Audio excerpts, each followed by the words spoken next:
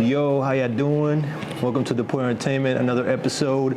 You know, we're always here learning, importing knowledge, and what the best way to do it is by seeking other knowledge seekers out there. And today, we're here with my boy David. Met him a few months ago, and I'm like, okay. He does poetry, but amongst a lot of other things that we're gonna talk about, and just here looking for people that want to share things that might help the community, right? Right. Yeah. Appreciate it, man. No problem, good brother. Thank you for doing this. Like I said, I met you through a poetry event, but tell us a little bit more about things that you're. Believe is your purpose and things that that you do for the community, or you're working on any projects or you might be an artist, you might be a gardener, you might be anything you want to share. Yeah. So I would say I'm a poet, yes, but I'm more than just a poet. I'm a person that's into the esoteric arts. I do a lot of shamanic healing, and also I advocate for mental health and assist people with evolving or transforming into whatever they're trying to transform into. Whether it's good and bad, whether it's good or bad, I assist with that process, because what's good for other people might be bad for other people, and what's bad for other people might be good for other people. I believe as long as you're not harming other people to become whatever you're trying to become, then we're good.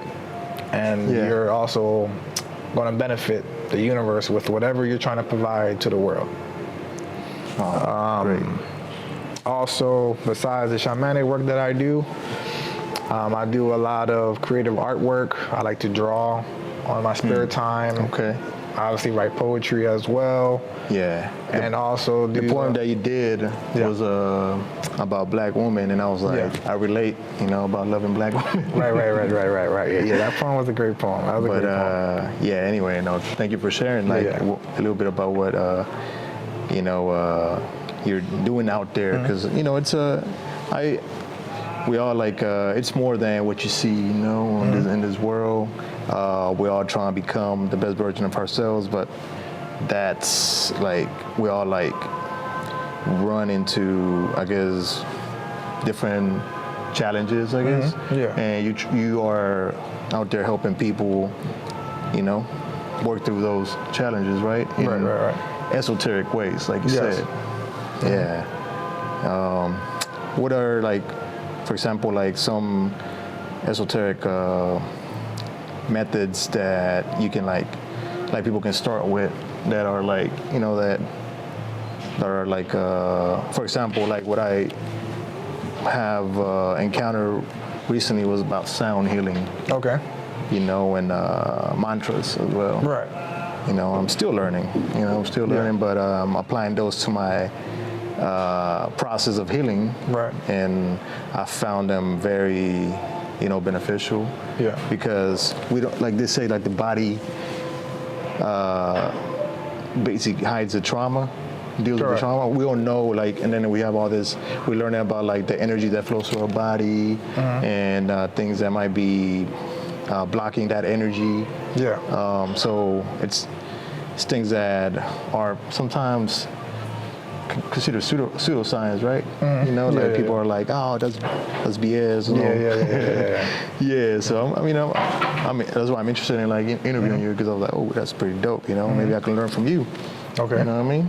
I'm still, reading books. It's all about, like I said, it's called Deport Entertainment, importing knowledge. Right.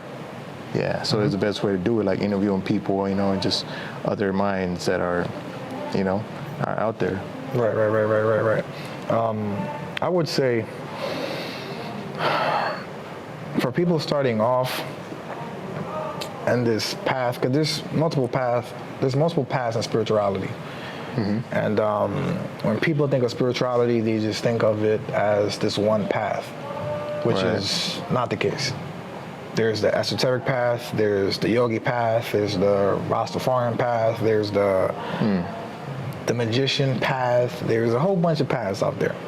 Would you consider like the religious path as well in there? Not really. That too. That too. All right. No. So when it comes to spirituality, there's multiple ways to get to God, to get to the God that's within you.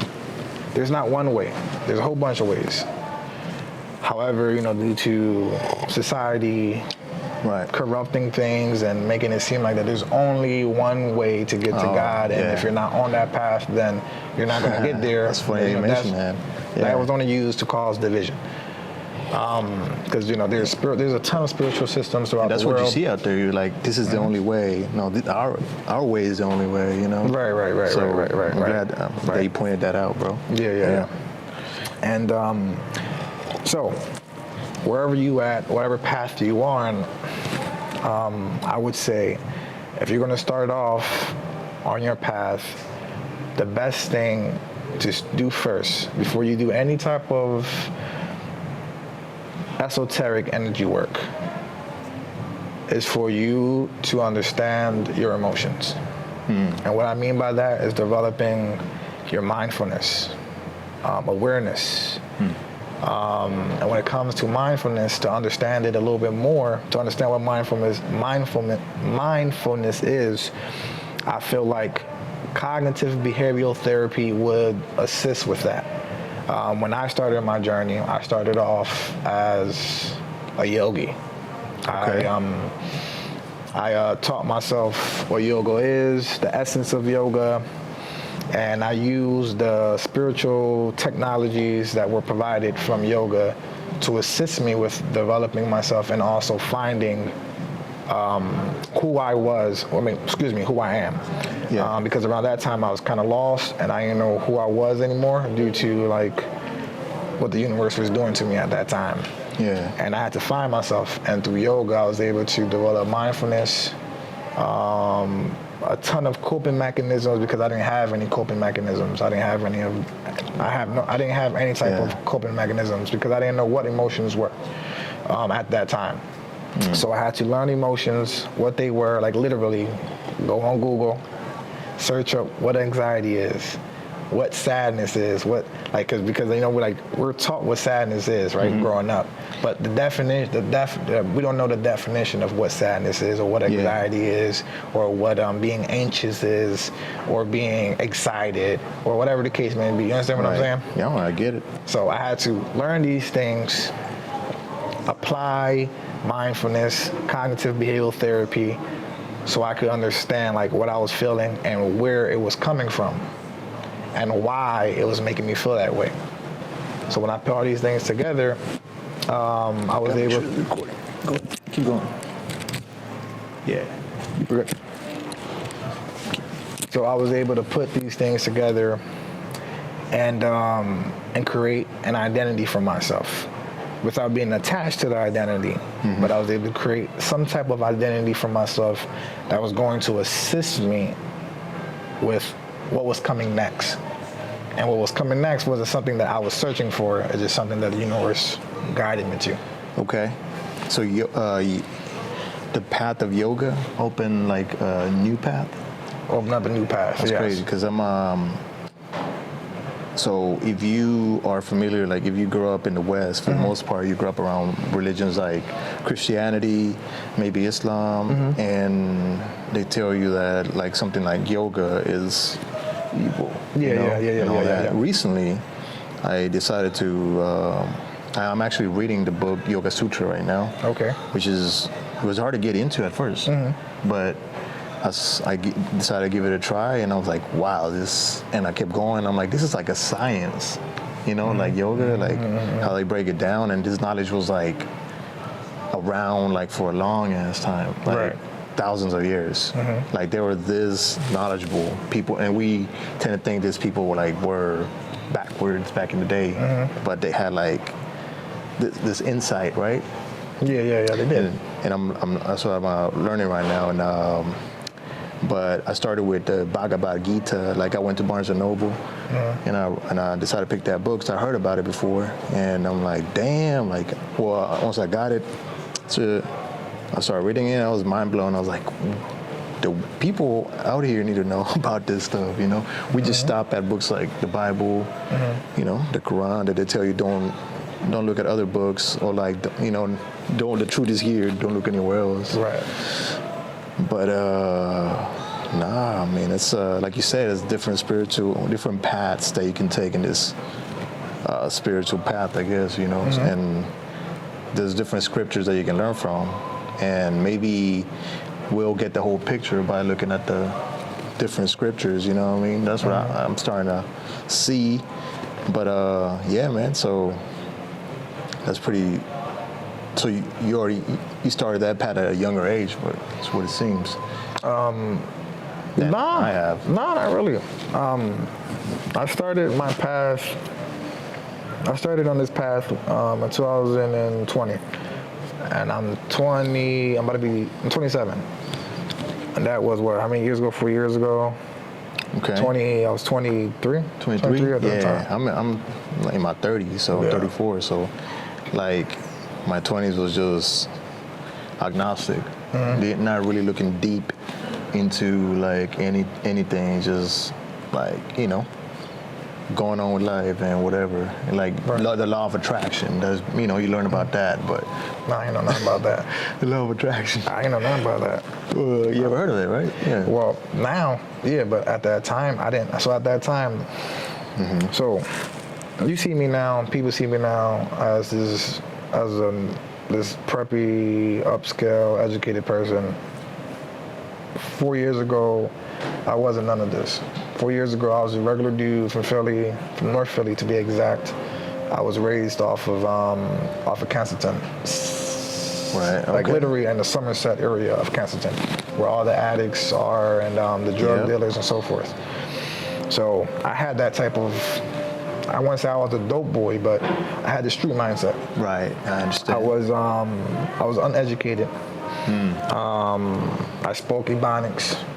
Like that was slang, that was my language. I didn't really know how to speak formal English. I didn't really know how to express myself.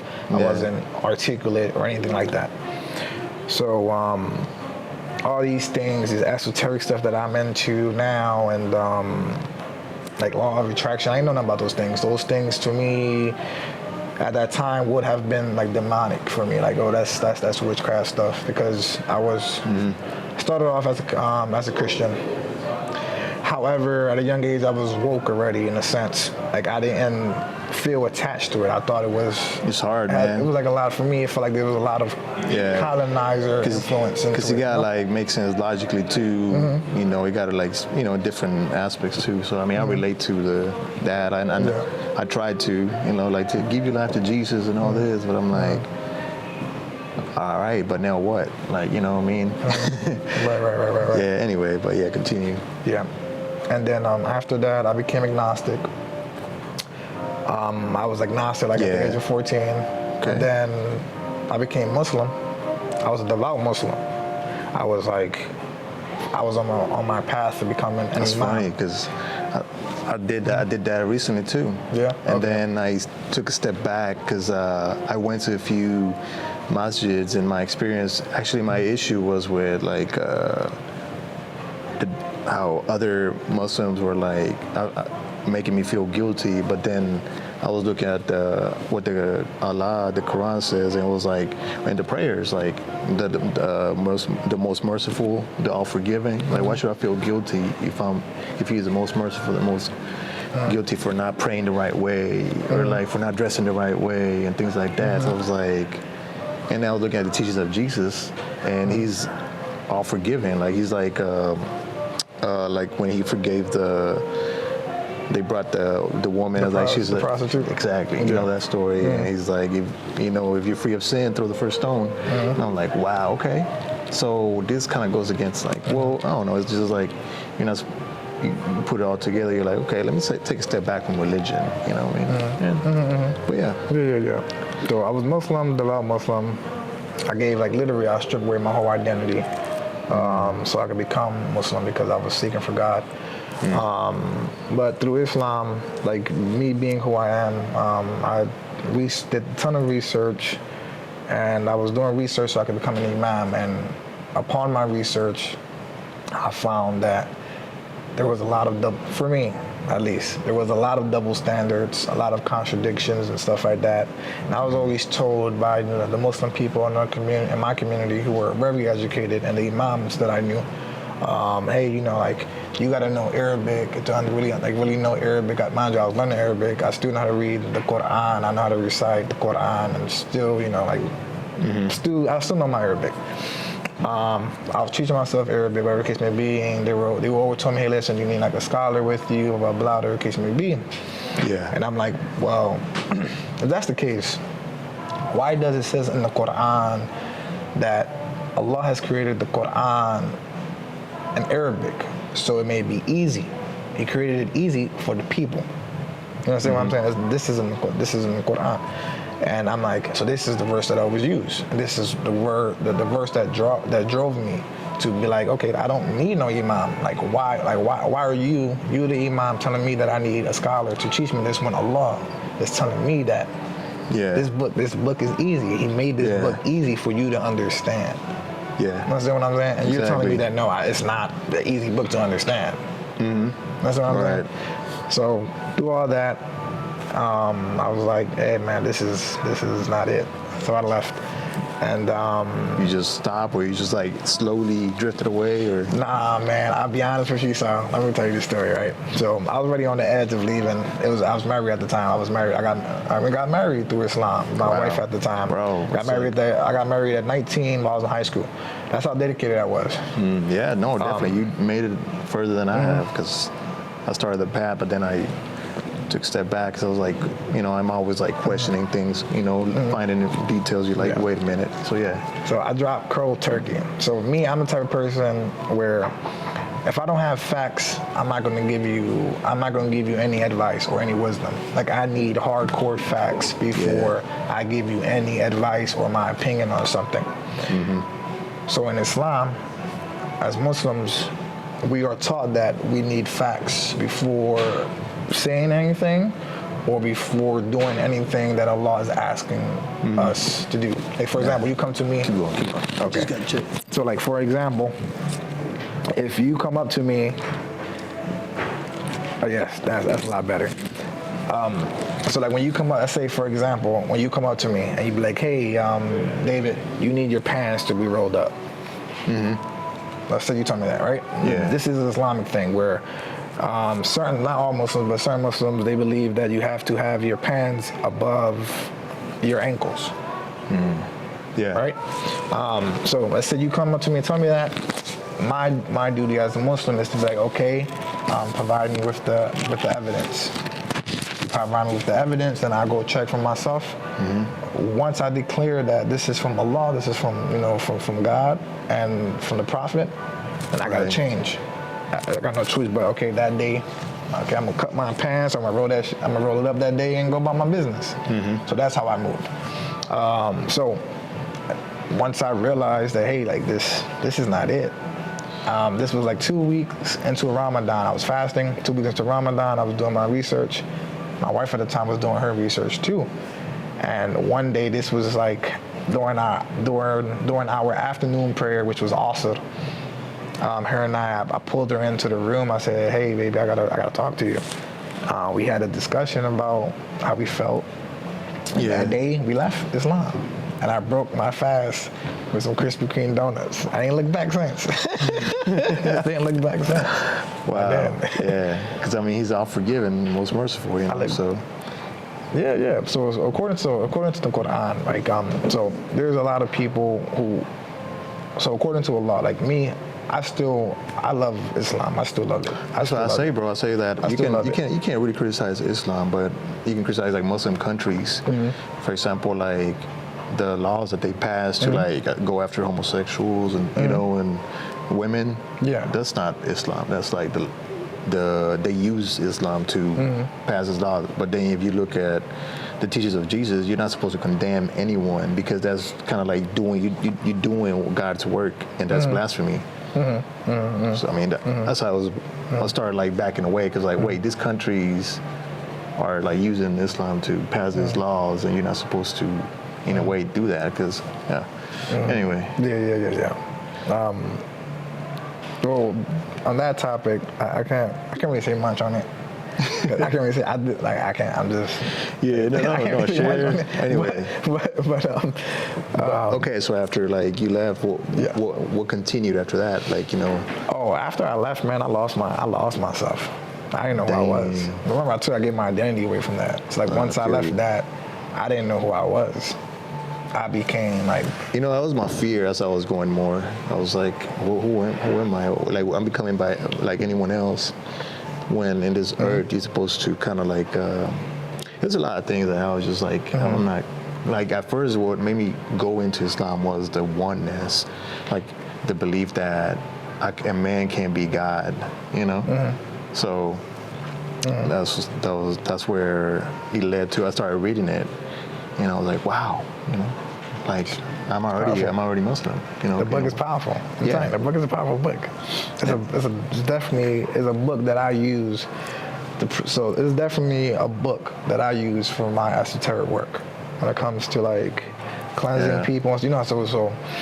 In this world, like the priesthood, like the voodoo priests or the hoodoo priests, or whatever type of priests who use occultist techniques or technologies, they use a lot of the Bible verses for like their prayers and cleansing stuff. I use the Quran for my work, for my prayers and stuff like that, because of the reverberation from the Quran. So remember, you talked about sound healing, while opening up, you know. So the frequencies from the Quran is very, very, very high. Right. And I use that to add the frequencies to what I'm doing, because when it comes to cleansing work, I want to go off topic. I don't want to segue too deep into this, but when it comes to cleansing work, having a high energy in a room is very important, because certain frequencies bring up certain traumas or certain entities that you might have within your body. Because sometimes some of these entities, they attach themselves to what you have stored, like any traumas that you have stored within you, they might attach themselves to that trauma and utilize that trauma to keep you in these loops of self-destruction. Okay. You understand what I'm saying?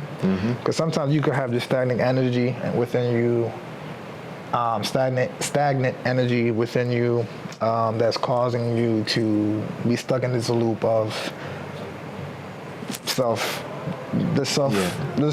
This pretty much is doing the same thing over and over that you know that is harming you. Just energy. Just like eating energy. Disorders or addictions. Yeah. But there's times where there's an actual entity that is attached to that trauma that's causing you to be stuck in this loop, as well as just like being a huge influence in your life. Okay. You understand what I'm saying? Like spiritual. I mean, in Islam, you got jinns and angels. You got the jinns, and then you got the angels. And also in the Bible. Right in the Bible, there's a verse in the Bible where they talk about war. They said, I think the verse, I don't know how it goes word for word, but it's pretty much the verse is talking about how this is not a battle of flesh. This is a battle of spiritual warfare. Okay. Spiritual warfare. This is literally what it is. Like when you're in the esoteric world, the occultist world, these are things that we learn. These are things that we are constantly aware of. Because we see it. I'm saying we see it. It's not a battle of the body at all. It's not. Everything is spirit. Everything is spirit. It makes you, like, if you're stuck in this, in this world, then you're gonna suffer, like, and spiritually, you're not gonna be happy, because you're like incomplete by like being in this material world, in this body, like saying that this body is you. So, I mean, I'm so you got lost, you said, right? And how did you begin like this path back towards like crawling back towards finding yourself? What do you mean? Can you elaborate? No, because you said that after you left, Islam, you got lost, as in like you were like you didn't know who, because you gave your identity. So what continued after that? I wanted to go back to that because I'm in a similar path. I wanted to talk about mine, but then I'm like, okay, so let me like I'm in the middle of mine, I guess. You know what I mean? So you know, still. So a lot to discover. Right. So I would say after that, things just went downhill, man. I was not to get too deep about my personal life at that time, but I just got into a whole bunch of addiction. I just fall into a whole bunch of addictions. Like when I was in Islam, I was looking outside of myself. I was giving my power to God, and I was thinking that by me doing that, I was going to save myself from the addictions that I was trying to run away from, which I had like a huge sex addiction at the time. But I also was running away from trauma that I didn't know that I had at the time too. Because I remember, like I said earlier, I didn't have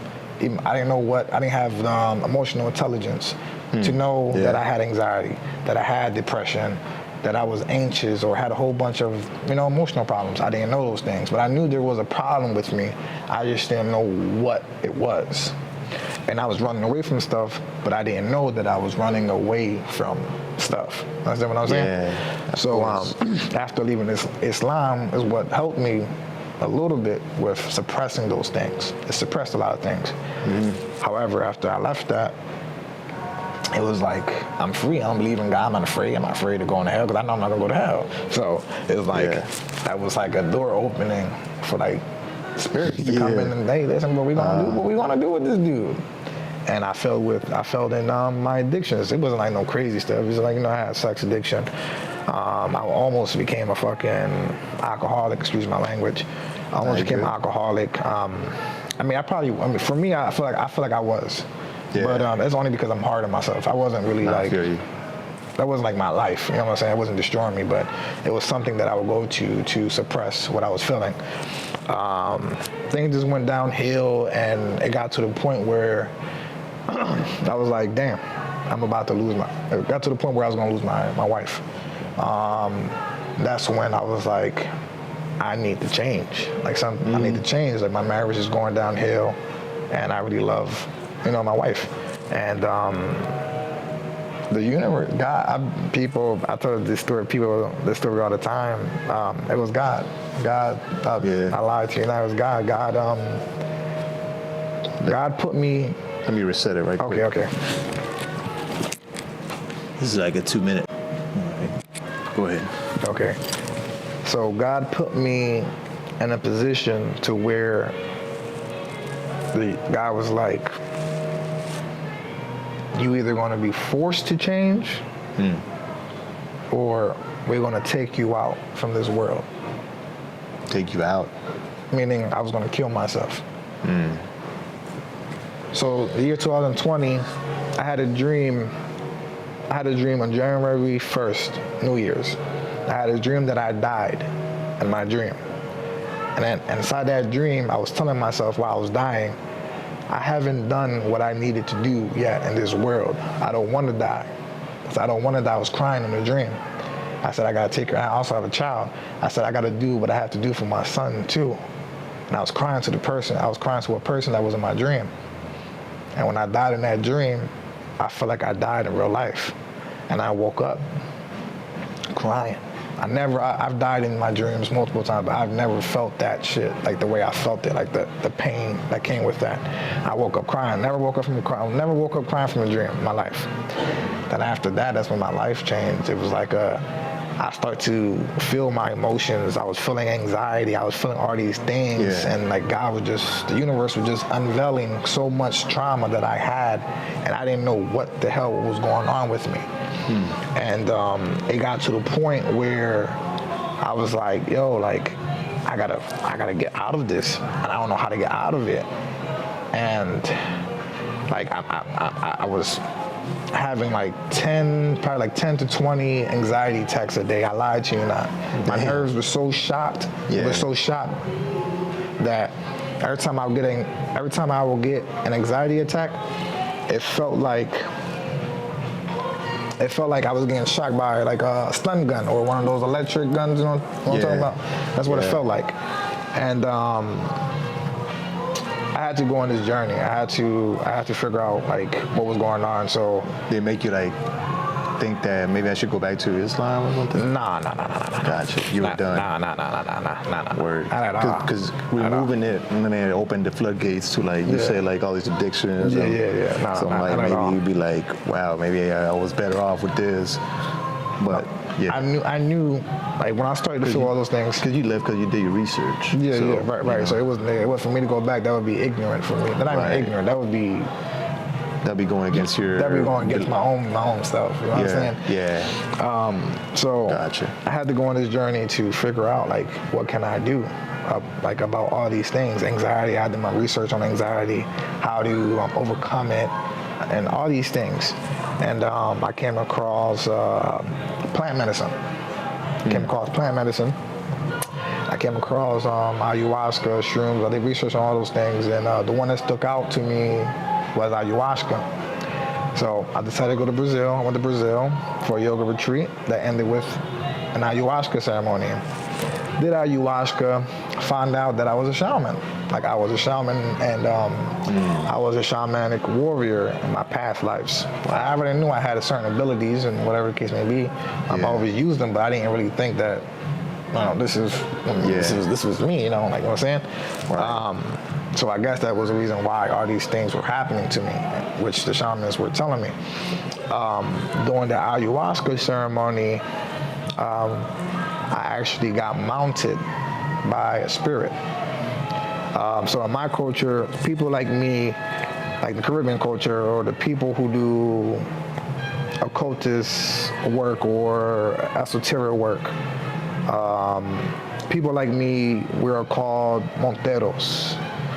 People who are able to get mounted by the deities. Not everybody's able to get mounted by deities. So like when you hear people say they're channeling, people think, they're about to get mounted by a spirit. No, they're just channeling from spirit. They're channeling for spirit, but they're not getting mounted by spirit. Not everybody is able to get mounted by spirit. So me, I got mounted by the spirit during the ceremony, and the shamans there, they were like, this was different for them, and they were actually assisting me with healing my wife, because it was like a ceremony for me and my wife. And the spirit got inside me, and we ended up healing my wife during the ceremony, during the ayahuasca ceremony. This was the first time that they ever witnessed something like that and ever did something like that. And the lady told me that, hey, like, I saw the spirit, it was an angel that was behind you. She said she saw it. An angel? An angel. She said she saw it was an angel behind me.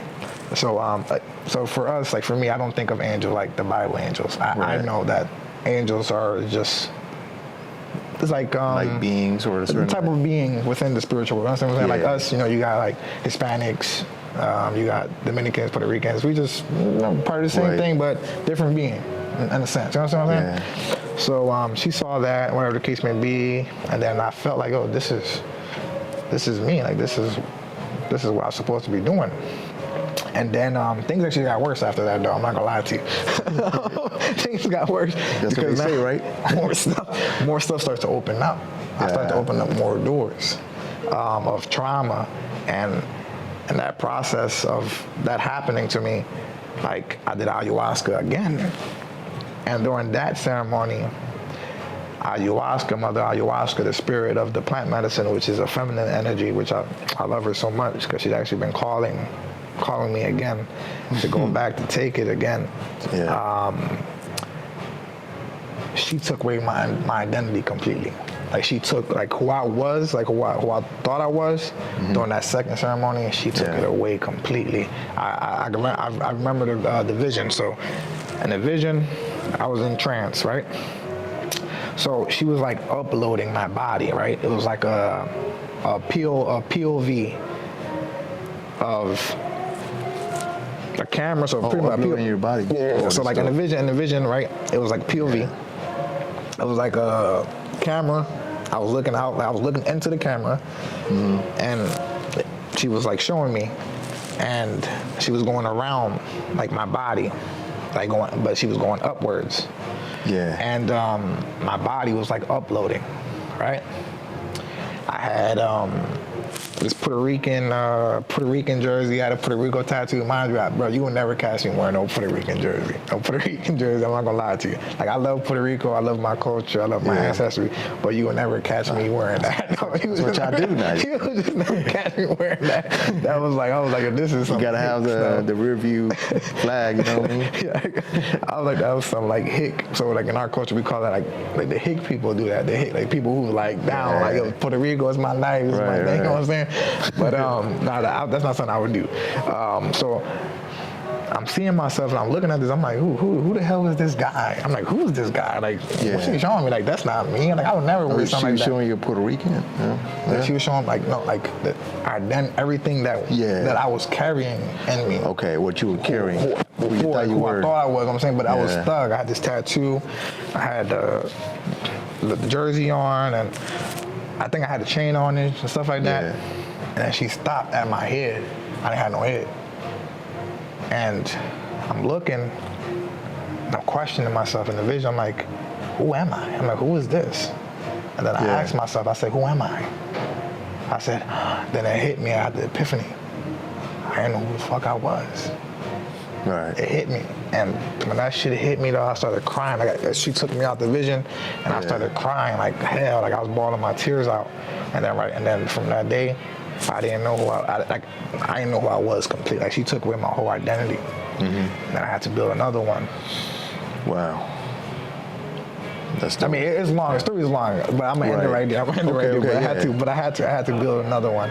And then after that, like I said, I learned emotional intelligence, doing yoga, developing my awareness, being super mindful of myself and my thoughts, and just like literally just giving space to my expressions, like this, the way I want to express myself. I mean, that's funny that you mentioned that, because as a man, they tell you to repress, or not to repress your emotions, but you're not supposed to be emotional and none of that. Like, but we are humans, right? Right. And emotions are supposed to tell us things, right? There's like our spidey senses. So as a man, how you react, of course, is different than a woman, and how you feel emotions. Because I noticed that women are just, they got it on volume 10. Well, we got our emotions on like volume 2. You know, like what you tell us, like, oh, you're fat, like, okay, it hurts, but whatever. Or like you tell a girl that, you know, it's hell breaks loose. But yeah, like we, as a man, like you still like get that advice out there, like, oh, we men not supposed to be emotional, we're not supposed to like do this and that. I'm like, and then you also see I'll bring up Joe Rogan. You know Joe Rogan? Yeah, that's my guy. Yeah, where he talks about like you gotta tame the inner bitch, and I'm like, okay, well, you're identifying the feminine in you, but you have like this sort of relationship with that feminine in you that's like, it kind of like you try to dominate it or like control it in a certain way, when it's just like it's supposed to be like a relationship to the feminine has to be different. And that's what I'm realizing as man, we tend to struggle with that, you know. So emotional intelligence is key. So that's actually, I actually want to talk about that the struggle of the man when it comes to the feminine and masculine energy. Okay. So it's like, yeah, man. A lot of people, when it comes to that, a lot of people try to suppress what they consider feminine, or what they consider emotions that demasculate. I don't know whether it's demasculation or unmasculate. Emasculate them, right? Right. Which is like it's like super like that's like a false idea. Yeah. For you to even try to even do that to yourself. What I've learned is becoming one with the feminine energy within yourself is key for a man. It makes you more of a man, believe it or not. A lot of people be like, how is that the case? It's because being masculine and feminine is one of the same. There's no separation between the two. When you start to divide those two energies, that's when you cause imbalanceness within yourself. Because in reality, like this is some high level stuff.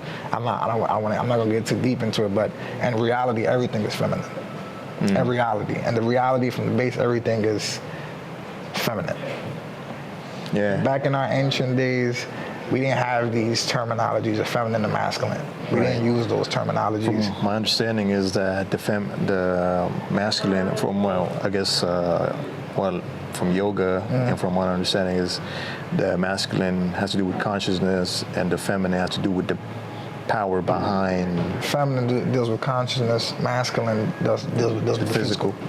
Yeah, I was gonna say that too, but it's saying that, like, for example, we are like physical bodies, but what keeps generating this energy is the feminine. Like what keeps the lights on is the feminine. Yeah. Like the bulb is the masculine.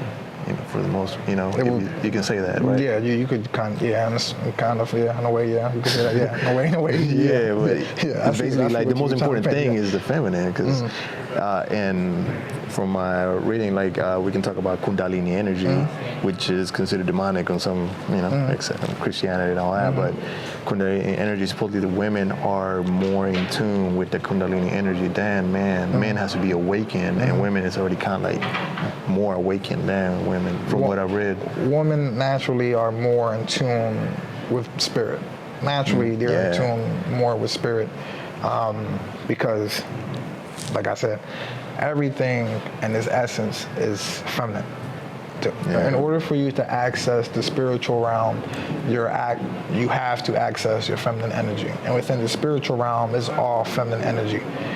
Feminine energy doesn't have anything to do with gender. It doesn't have to do with anything that a woman does. Because you nurturing yourself, you controlling management, you can't control your emotions. You managing your emotions, managing your behaviors.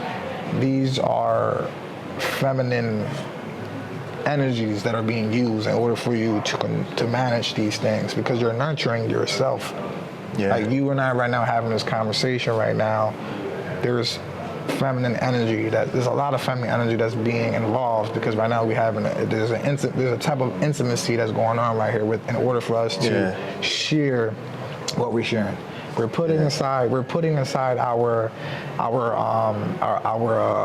shields, our boundaries, so we could be open to create something that's beneficial, nurturing to the world. Understand what I'm saying? So right now, this, for some people who don't understand what feminine and masculine energy is, they would consider this is some healthy masculinity conversation, whatever the case may be. But in its essence, we're having a conversation that's utilizing a lot of feminine energy in order for us to have the conversation, because we're men. You know what I'm saying? Like for us to even be next to each other like this and really be speaking about emotions, all that stuff, it takes a lot of breaking down, bricks, and allowing us that we gotta come together and express our love. And it's gotta be like something that you gotta cultivate through the more conversations like this, or more exposing yourself to. It's like anything else, right?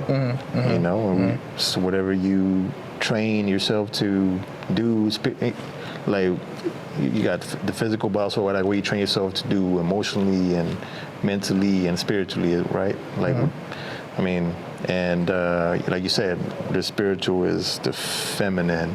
I can see that, because if I ask myself this, like, in this body, okay, the spirit doesn't have a gender. There's no gender. Right? No, there's no gender in the spirit. But then when it comes to this body, that's where the gender or the difference between male and female comes, like in this realm. I'm gonna give you food for thought. Yeah. Food for thought. This is food for thought, right? Who told you that there was a difference between men and female? Who told me? Who told you that there was a difference? I mean, you can say my eyes, because if you look at a woman, we're talking about physical appearance. Physical appearance. Who told you there was a difference? In general, there was a difference. In general, just in general. Between men and women? Yeah. I guess everything. Like, not everything as in like how you grow up, like the system in a way. The system. But it's different levels, like what the patriarchal system that you grew up, like maybe, you know, men and women are married, of course, like, you know, like, yeah, and then the system in general. Right. And energetically, we're one of the same. We're just expressing our energies differently. We're one of the same. We're just expressing things differently. Right. Yeah. What a woman do, we do. Excuse me. What a woman does, we do. What a woman does, we do as well. Yeah. What I mean by that is we're just expressing the energies differently. So in theory, or at the base of everything, we're one of the same. That's the reason. In base, if you look deeper. If you look deeper, but if one you of look, the same. but then we come back to this. If you look in the materialistic world, the superficial world, you see a separation. Yeah. But when you start to see people as life, which we've became, well, I would say we are dehumanized, because a lot of men, even a woman, we don't see each other as life. And that's something that I got hit with in 2020 when I was going through my changes, when God hit me. Yeah. 2020 was the first time that I saw my wife as life. Not a woman, not a strong woman, not a woman that was helping, as life itself. And I realized that shit hit me. And I was like, yo, I'm looking at her, I'm like, yo, she's me. She's a person. Her. Like, she's not a person, but she's like, you see her as like more than just like a body. Just a body. Just more than that. It was just like her and I are the same. We got the same. We cry. We cry. We feel. Everything is the same. She expressed what she's expressing herself. I'm expressing myself. We just do it differently, utilizing the same energy. And that right there, it was like an awakening for me. That allowed me to actually connect more with women and seeing them and honoring them for what they are. Because what they are, they're me, and I'm them. I'm actually working through. I've been working through that. Like it's like they say that toxic masculinity doesn't exist, but I would say that our relationship to women, we women, have to develop. Has to mature, because you can see. Like, we're afraid to let go of like certain like way of seeing women, because the sexual world is like very exhilarating. You know what I mean? Like, we just want to chase women for their bodies, but then when you start seeing them as a person first, you start like regretting like certain like encounters where where in the past you will seek sex and you like regret it later, but now you're like you seek the person first, or and it's like it's a different world. You have like you develop like the relationships that you couldn't develop in the past because. Like, you couldn't be exactly, which is still there. Like, sex is there, but it's there. It's there. It happens. Exactly. But it happens in a way where it's pure. Yeah. You know what I'm saying? It's different. Like, for me, like when I connect with women, like when I build with women, I love it now, because I'm not worrying about the sex. You know what I'm saying? Like, now I see you. Yeah. I mean, I get to feel your emotions. I get to feel your trauma, the stuff that you're going through, and I get to sympathize for you. Right. I get to be a full ear. I'm able to give you my full attention and listen to what you have to say and really like think about it and really process it and agree with it and relate to it and provide information if I want to help. Listen, like I can help you out. If I want to be your man, like, hey, listen, shorty, like I really like you and I understand you might have certain things. If you want to go down that route, like this is what I can offer you. You want to be my shorty, I could do that. You know what I'm saying? We're not chasing the sex. That shit could come later on. I don't even care for it. You know what I'm saying? It happens, but and that also, within that process, you also develop, for us men, because we definitely need a lot of discipline when it comes to controlling our sexual urges. With that, you even develop that. And now you're controlling your sexual urges, and you can utilize that energy to do different things. Yeah. So like that's a beauty within itself. Yeah, man. And I mean, you go further because it's like who's the best? If you look at it, the best way or like the best people to do business with is sometimes women. Like in the past, like if you might ruin those relationships because you know, just trying to seek that. Well, being a dog. Right now, this is what they say right now. Right now, they say that it's a man's world, right? That's what they say. Yeah. From what I've seen, going to like events and building with like different people who are like entrepreneurs or who are involved in business, I see a lot of women. Yeah. Oh, yeah. Now, I don't know, like, 'cause I'm only 27. I don't know how it was before, but what I see now is a lot of women who's doing businesses. Nah, bro, like the women are like surpassing men when it comes to like entrepreneurship. Yeah. I mean, I don't know the stats, but you see it wherever you go. I see it. I see it everywhere. Even in the healing world. Even in the healing world. I don't see no man. I don't really see too much men doing the healing out there. That's something that used to be done. That's something that, you know, the man used to be leading and the woman used to be there. But now it's just the woman. And so like having these things, understanding these things, the wisdom, this wisdom of what feminine energy is, or masculine energy is beneficial with connecting with these women nowadays too. And you'd be surprised. You'd be surprised where it takes you. Yeah, absolutely. It's taken me far.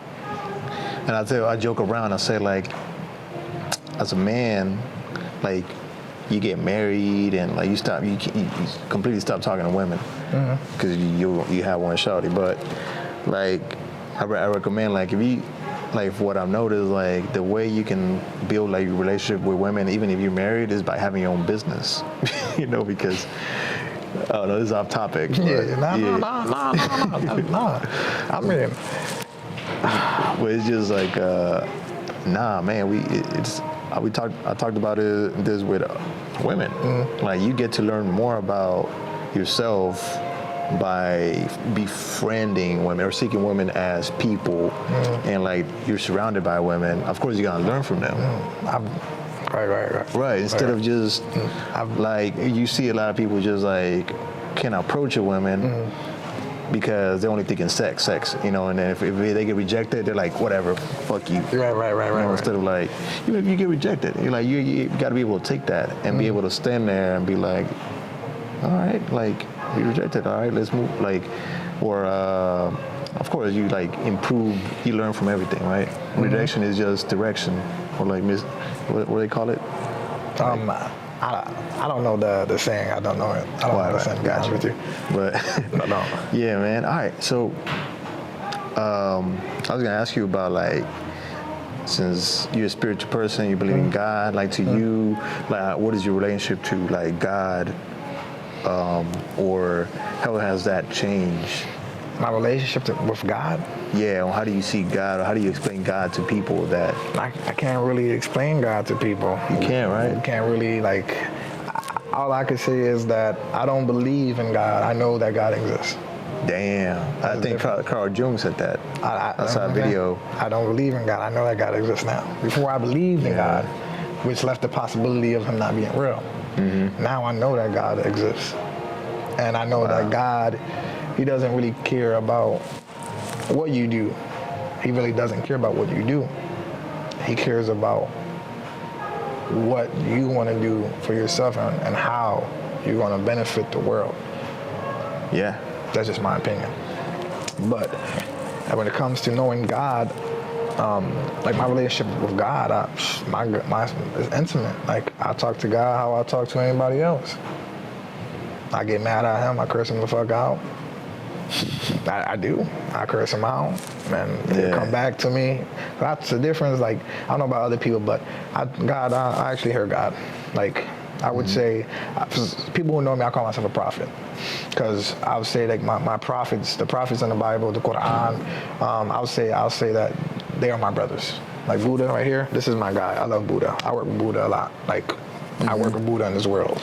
And Do you think? Okay, you said that you feel like a prophet. No, yeah, no. Okay, I don't say I feel like a prophet. I call myself. I say I am Okay, a okay, prophet. no, okay. But That's not literally, but it's just No, like no. you know what I'm saying. Just explaining who I am. I'm glad you mentioned that because Yeah. I feel that we can eventually reach prophethood. Yeah. Like if we like in Islam, they believe that Prophet Muhammad was the last prophet. But I'm like, that's another thing that's like, wait. I don't think so because how did he reach that? He was fasting a lot. He was praying a lot. No, he didn't reach it.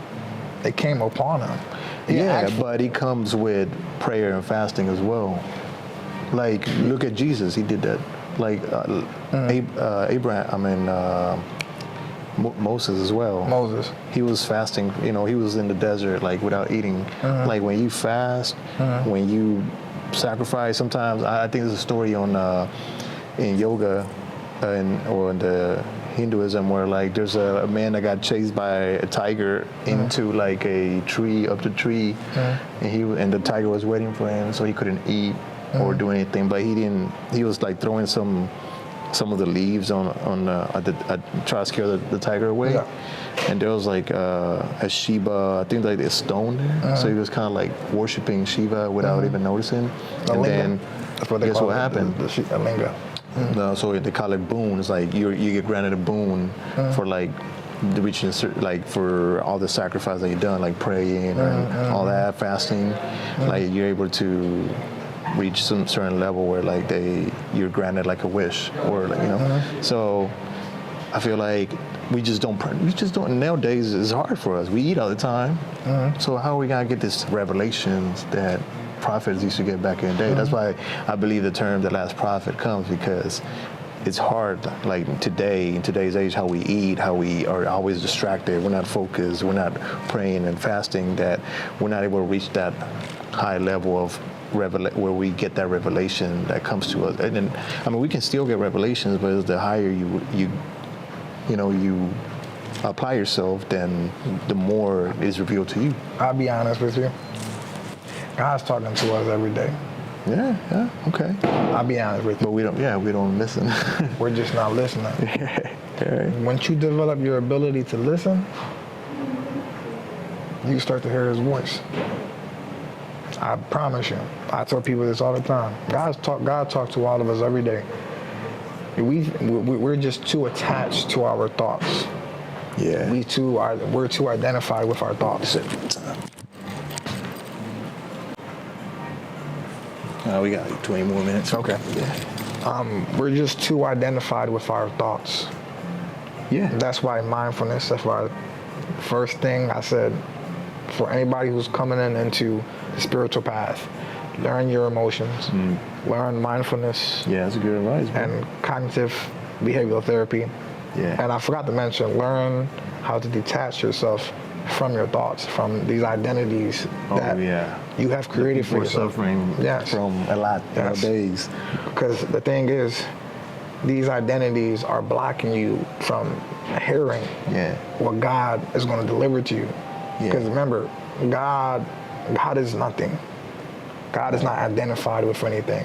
Right, exactly. You cannot be identified with anything if you want to have clear communication with God. Not saying you can't receive, but there's going to be a lot of distortions because now you have a whole bunch of thoughts that are flowing because of identities, and these identity comes with morals, ideas that you create for yourself that keeps you from hearing.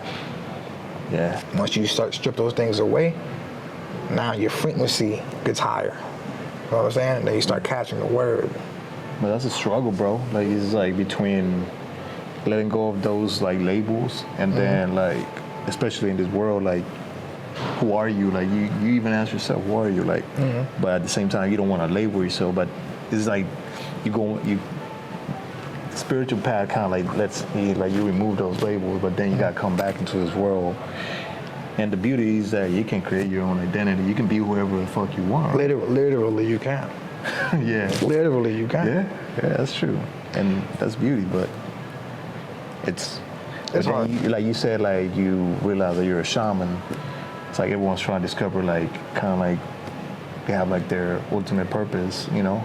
Everybody's trying to be a shaman nowadays. Everybody's trying to be a healer nowadays. Yeah, no, it's hard. Like They stop themselves from seeing there's other. like I said, like I realized that I could be a healer. Like I think like touch, like I realized like hugging or like a lot of people get into massages and things like that, Reiki as well. But I haven't really like delved into that. But you know, we're more powerful than we know. Like we have mystical powers. Like, and sometimes I met a lady the other day that told me that she sees she dreams certain things about like people that are gonna happen. You know, I was like, okay. I was like, in the past when someone told me that, I'm like, oh, whatever, like, you know what I mean? But then I'm like, okay, because dreams kind of like, well, you had a dream, you know, that tell you certain things. But then she says she also sees like people or like, what's it called? Like, not people, but like spiritual. Spirits? Spirits, yeah, basically spirits. I'm like, well, how are you, like some people are just are cracked to that or like are open to that channel, you know.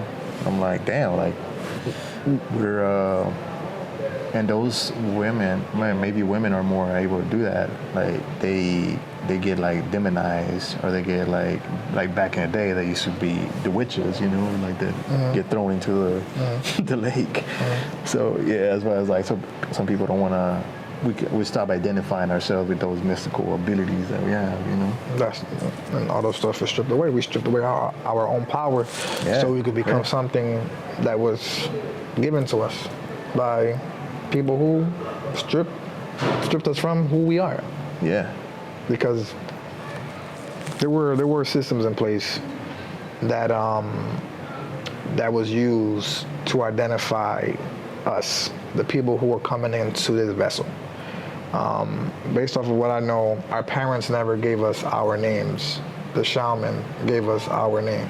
The shaman of the village gave us the name. Yeah. That's what I'm saying. Like me, when I come across certain people, I know if the person is a light being, a dark being, if they're a medium, and so forth. Yeah. These things I know. You understand what I'm saying?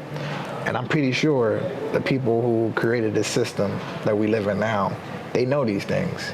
I believe they have a system within the hospital where they use that to identify who we are. They know, because we used it. Understand what I'm saying? Wow. These as things soon as you're born, they know, and they shoot you out into this world. And look at the stories in the Bible, how they kill all the babies. Yeah, they was looking for, because they was looking for this prophet that was coming down, which was Moses. And luckily, you know, his family caught word of that, and they, you know, they put him in that river. Right, but now what they do is just dumb you down to keep you from knowing who you are, right? Knowing where you are, knowing who you are. Yeah. Like people know, like I find in Caribbeans, like people like me, like we're already into the family. Like we already, like you born into the family already got like traditions being passed on, and everything is already suited for you. You feel what I'm saying? So you come into this family, the family is observing you because they know what to look for. They see, okay, this is my child, he's able to do this. I know he's gonna be a priest. Now it's time for me to help. And then the spirit is there too, and it's gonna help you. That's what I'm saying? So these systems were in place, and they're still here. They still exist. That's what I'm saying? We just live in the Americas where everything is stripped away from us, but these systems still exist. So like what I'm saying is it's not my opinion. It's fact. Like you could go, it's not go right there in the Caribbean, which is like 4 hours away. Yeah. An airplane. And learn from these people. And they'll tell you the same shit that I'm telling you right now, they'll tell you, and they're able to show you. Yeah. Like my child, like my son. Young age, I already knew. God already told me, your son, I'm not gonna say what he told me, but he told me, this is your son, this is what this is. And this is what you're gonna do for him. That's good, because, well, you're more able to receive that message or hear that message. And that's what people are just, nowadays, we're not. Like, you know, we're at this lower level, and that's why there's so much suffering, because we differentiate ourselves. Like divide ourselves. I wouldn't say we're at a lower level. Like I don't like to use that term. This is for me. Like, don't say that you're at a lower level and other people are at a lower level. We're not on no level. It's just the people, they just have a lot of stuff, a lot of noise. Yeah. We got a lot of noise that's stopping their vibration. Exactly. Because we're always high. People, I'm saying, we're always high. Okay. It's just a matter of clearing out the noise. Have you read the Lao Tzu, I'm reading the Hua Hu Ching, but then there's the first Tao Te Ching. I don't read any books. Oh, you don't? Nah, I don't read no books, brother. I don't read The no only books. reason why I started reading is like when I got locked up, 3 months. I started reading because before that I didn't read. I did 3 months, and in there I'm like, I got fucking time, and they had books. You know, they give you all those books like the 48 Laws of Power, like all those like. I didn't read that book, but I heard a little bit of an audio book. That's some powerful stuff in there. I'm not gonna lie to you. Yeah. Well, the Hua Hu Ching talks about. Actually, I have it in my backpack. Okay. And it was like written like, it was passed in, passed down and then finally written down. But it talks about like oneness, the integral one, how we don't need any religion, any path. We're like, can identify or connect to it now. Yes. And like we need to like purify ourselves, like to be able to do it. Like, because, like discipline is important, and, it talks about all that. So, to what you mentioned is that we're already there. Like, we're not lower. We're already there. We're not lower. Yeah, we're already it. We just are. We're just lost in our thoughts, in our mind. Exactly. Too much noise. And he talks about the duality, or like when we don't identify, like for example, me and you, when we see each other as separate, we're already creating problems, because that's where. Noise. From duality, complexity starts, and then like you see it in science, where like more branches are coming along. I don't want to bash science out. Like we're learning a lot, like technology, but they're not. Instead of providing more answers, they provide more questions, and then creating more branches. Like we're like separating ourselves and like creating more categories, but we're not. We're like bringing everything together. We can't. They only and they're like trying to disprove God and disprove be the man when have all the answers. But as humans, we just can't comprehend everything. We'll never. To disprove God, you would be disproving yourself. You would be disproving yourself. Because God lives through you. He lives through you, so therefore you are God. Yeah. So while you're doing your science, you're the God who's doing the science. Yeah. God's living through you, and you're living through Him, through this experience. Exactly. You understand what I'm saying? They know that. Some of them, they know that shit. Trust me, some of them know that stuff. They know that shit. Some of them. Yeah. And they're less. You see it nowadays. Like, it's more of a secular world, and you see more mental health problems. You see, people are not happy, suffering from depression, because they're not identifying with. That oneness, or like they're like separating themselves, they're detaching themselves, they're creating that. Once you create duality, you're like, you would never be whole. It's crazy. Yeah, that's the fact, and that's why we're all so sick. That's the reason why we live in a society where we're all living together. Yeah. For me, I can't understand how the hell we're so separate when we literally live all together. It's actually like a fucking miracle. It's crazy. Like, if you think about it, billions of people right now, we're sharing this one reality. So it's our reality, where it's like we see this through our eyes, but then you're seeing the same reality in a way.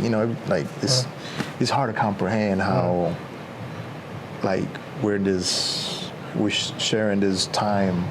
I don't know. We can't even. I don't even know how to explain time, because. It's beyond time if you think about it. Say there's no past, present, and future if you really look at it. When you start looking into even science nowadays, quantum physics, where there's they saying that the universe is not even real now, because they're starting to realize that there's more, you can be in two places at once or multiple places at once. And I'm like, Y'all confusing. They are getting worse and worse. Like, I'll be honest with you. There's a science behind that. What they're saying is actually true. No, I'm not saying it's like I'm saying that it's kind of proven. I'm not talking about like the universe not existing part. I'm talking about the part of us being at what did you say? One place at a. What did you say? Like being in more than one place at once. Yeah. Yeah. That is a fact. That is the truth. So how can I explain it? Once you continue on doing what you're doing with the pack, what you're doing now, like interviewing people and stuff like that, you're gonna come across individuals who's gonna tell you what I'm about to tell you right now. The universe, when you get to a certain level of clarity within yourself, you see, I said clarity, I didn't say high vibration. Clarity within yourself. And you clear out certain noises, when you become more in tune with the universe, you're gonna start to feel the energies in the world shift. To the point where you will actually start to see with your eyes the world's different lines, timelines colliding. Yeah. And if you're doing certain spiritual work, you can also see yourself like swapping out, going to different timelines. On my last mushroom trip, there you go, right? I was gonna add that too. I kept seeing the multi-dimensional universe. Basically, like I was traveling through different dimensions. Like it was like I could see me escaping this storyline that I was trapped in. Like I'm capable of dropping this storyline. That's real, bro. And shift to another That's one. real. That's real. Yeah. That's real. Okay. You start to become more in tune. You start to see it. What the spirit of the mushroom is teaching you, right? Because so the information that you see online, it's not. They took away the spiritual information. You know what I'm saying? Yeah. The shamans, we know these things. The people who are tapped in with the spirit of the plant, we know these things. Okay. We know that the spirit is providing you with insight on this universe. Yeah. What they think, what the mushrooms are showing you, bro, it's not a lie, bro. It's not no psychedelic like how they say it, like this temporary vision. You know what I'm saying? Like you're making this stuff up. What the spirit is showing you is real. They're showing you what's out there, so you can do the work to discover it for yourself. It's like a temporary uplifting of the veil. That's funny you mentioned that, because I was like, I want to retain this information. Exactly. And you see how it goes out the window fast. Like you stay with some of it. Like you learn so much shit. Yeah. But some of it just go. That's why you gotta have your nice little recording. You know what I mean? Have your recorder and talk about it. That's what I do. You think everyone should do like mushrooms? No. Not everybody. You gotta be prepared for it, right? You have to be prepared for it, and emotional state. Because sometimes it's just not everybody know. Like I don't recommend it for everybody, and for the people that I don't recommend it for, those are the people that need to be in a place where it's facilitated. Even the people, even just the people who are able to take it, it's always best to do it with people who are able to assist you with whatever you might go through. Because sometimes, because what's happening is, right, you're literally going into the spiritual realm. I just want you to know that. You're literally going into the spiritual realm, and you're seeking information. And there's beings coming to you to give you this information. These are things that our ancestors did. I mean, it's there. I mean, like it's in every single temple, even the Egyptian temple. The mushrooms, the apple, the mushroom is the apple. The apple is the mushroom head. You know what I'm saying? The head of the mushroom. That's what they refer to as the apple. So like the mushroom, the spirit of the mushroom is ancient, and there's beings within this realm, within the realm of the mushroom that comes to you, and they provide you with insight on the world and insight of yourself. And sometimes there's certain other beings, if your house is not protected, if you don't have protection in your house, or you don't know how to deal with these beings can come into your home and cause a problem for you. You understand what I'm saying? Like these are the things that people don't talk about, but these are things that happen. You hear about the people going crazy and stuff like that. These are things that happen. And people like me has witnessed this. I witnessed this in my last ceremony, my last all men ceremony that I did last year. And the people who were there, they was able to witness a being get it inside somebody and trying to cause a mess. And I took it out the person. I took the being out, and they was able to witness that. So like those things are legit. That's why you see the shaman. If you watch any video on a shaman doing facilitating a plant space, they're using sage to clean the area out, or they're using Florida with this type of liquid and they're putting it on the people to keep them cleansed and protected from the spirits that are within the realm. The shaman see it. You might not see it. You know what I'm saying? But the shaman sees it. So what do you think? Like you. Do you believe in like reincarnation or like? Oh, that's real. Yeah, that's real. I believe it. For me, my own experience, I've seen my past lives. I know what I was. I always been doing what I do. Always. So what's other possibilities that, like for example, a shaman? He can be a warrior, maybe, or what? I'm a shamanic warrior. Okay. I'm a dark shamanic warrior. Dark shamanic warrior. What does that mean? What does that mean? So for some people it means bad, good. Some people it means bad or good. However, just because the person is so there's two type of energies out there, as far as I know. There's dark energy, light energy. People, when it comes to dark energy, people always attach it to evil, witchcraft. There's a whole bunch of evil stuff. When it comes to darkness is just a type of energy. My last mushroom trip, I was connected to my darkness. Yeah. No, not the last one, but the prior one where I was like in the dark and I was like imagining like snakes and like things crawl on me. I'm like, because all these things I'm scared of. I'm like, why am I scared of it? And I was like trying to like marinate in the fear. I was like, because I learned about Shiva and a dark being. He's a god of destruction. The god of destruction, but destruction is the god of change. Everything is constantly changing. But he's a dark being. It's not really destruction. It's constantly recycling and changing things. He's destroying things.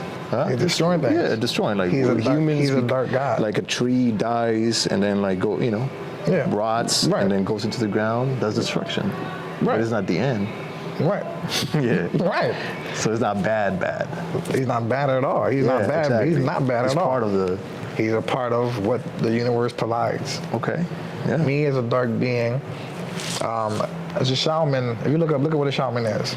Shaman is a person who walks into darkness to discover the light. He comes back out the darkness to provide that wisdom to the people. And the shaman is always going into darkness.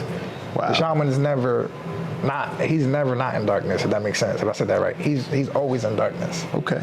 That's what I'm saying? There's no light. We're not in the light. We're in darkness. Because that's where I can't help you out on no light. Because the stuff that you got problem is, the stuff that you have problem with is in the darkness. Ooh. So, how am I going to help you if I don't know what darkness is? You got going. So you're like the. Not the middleman, but I guess the person that's kind of like tied to the light, but then goes into the darkness and comes back and see what comes out. I'm tied. My energy is darkness. I'm not tied into no light. But that makes sense. There's people who are, but I'm not tied into no light. My energy is pure darkness.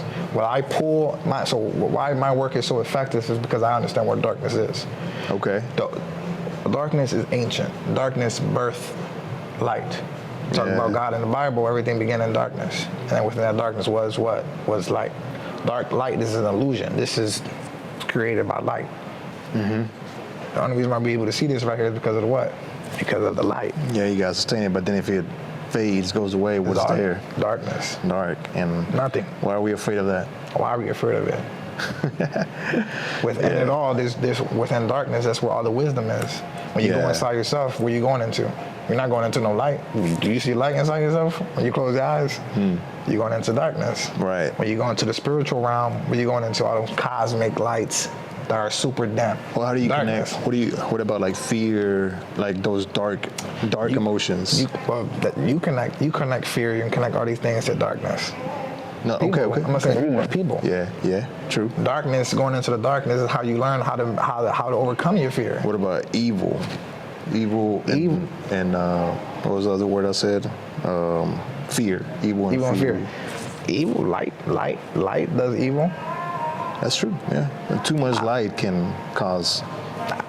That's true. Like they say, like if we see God, we'll be overwhelmed by like. I mean, there's a certain saying that if you see the actual image of God, you're like, it's too much bright. It's gonna basically destroy you. When it comes to light and darkness, right? The occultists and the spiritualists and the Hindus and the people who are really, like these spiritual systems, we understand what light and darkness is.